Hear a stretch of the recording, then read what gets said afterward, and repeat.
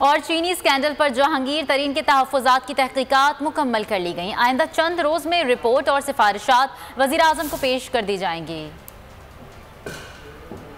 मुझे जो खुशी है, सिटिंग गवर्नमेंट ने जब देखा एक इशू बनता हुआ कि हो सकता है किसी ऑन गोइंग प्रोजेक्ट भी चलने लगा है, उसमें करप्शन का चांस है, तो उधर ही उसको रोक दिया गया, उधर ही उसकी रिपोर्ट बना दी गई और रिपोर्ट के बाद उसको पब्लिश भी कर दिया गया और एक्शन शुरू हो गया। तो मेरा ख्याल है ये बहुत कमेंडेबल बात है और ये कल्चर हमारा बनता जा रहा है accountability. Shahzad Akbar Mirza attorney general क्या बातें कर रहे थे? मुझे नहीं पता, सिर्फ उनसे पूछें। इन्वेस्टिगेशन आप कर सकते हैं, एक बार नहीं, 2 बार नहीं, 3 बार नहीं, अगर ट्रायल ख़त्म नहीं होती। दैबिया में भी यही इशू होगा कि अगर उसकी इन्वेस्टिगेशन में कोई ऐसी चीज़ें नज़र आती हैं कि वाकई उसको री इन्वेस्टिगेशन होनी चाहिए उसकी, या उस पर दोबारा प्रोसिक्यूशन में जाना चाहिए।